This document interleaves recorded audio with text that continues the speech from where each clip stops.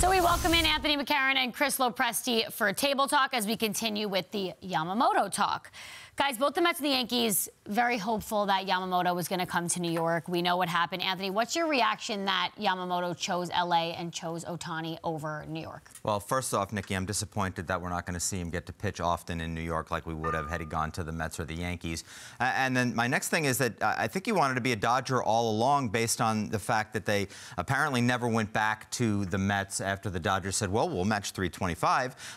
So maybe the Mets and Yankees were sort of fighting a battle that they really couldn't win.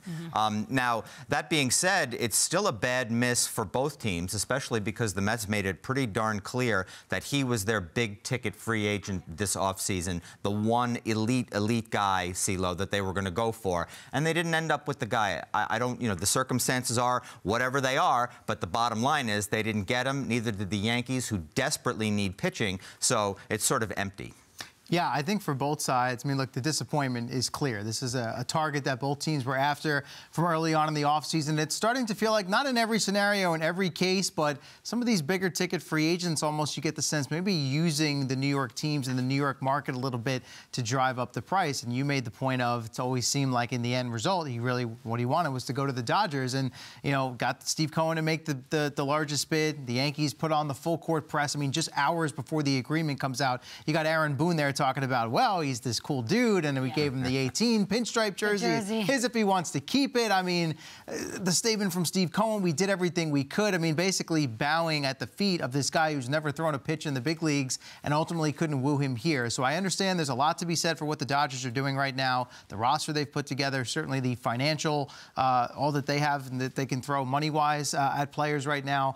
But the big, bad New York teams, maybe that feeling we had about teams in the past being able to draw free agents here, not what it once was. Yeah, and it seems like for the Mets, it was kind of all or nothing, that this was the big-name pitcher they were going to get. According to our Andy Martino, the Mets are not likely to pursue another high-end starting pitcher.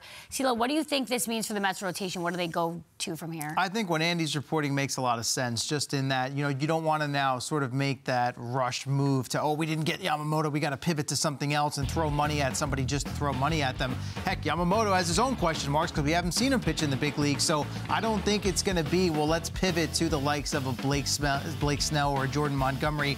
I don't think the Mets are going to want to kind of lock themselves down on long-term contracts with these middle-tier pitchers because they are building for the future. Yamamoto maybe was the exception because it was going to be a real long-term deal on a guy that's just entering his prime. But I don't think that we're going to see it's going to be more back end of the rotation depth additions. I agree, CeeLo. I mean, maybe a Hyun-Jin Ryu, guys who are sort of coming back to prove something. James Paxton is another guy who comes to mind. Unless, and this is a wild card, unless there's this Steve Cohen sort of impulse buy, because we've seen him do that in the past. He went for Carlos Correa after we thought the Mets had wrapped up a pretty terrific offseason. He added that gem. It didn't ultimately work out because of the physical, but that is something that he has in his sort of arsenal as an owner. So maybe.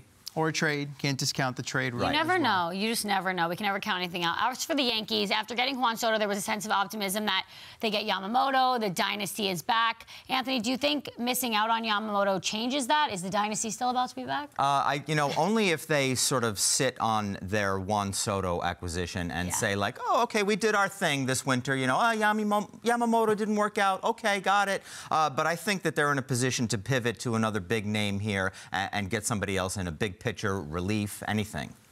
Yeah, I mean, and also looking down the road, are they able to keep Juan Soto long-term? And I know there are other teams will have something to say about that as well, but how the Yankees handled that negotiation, looking a little bit further down, will answer that question for me as well.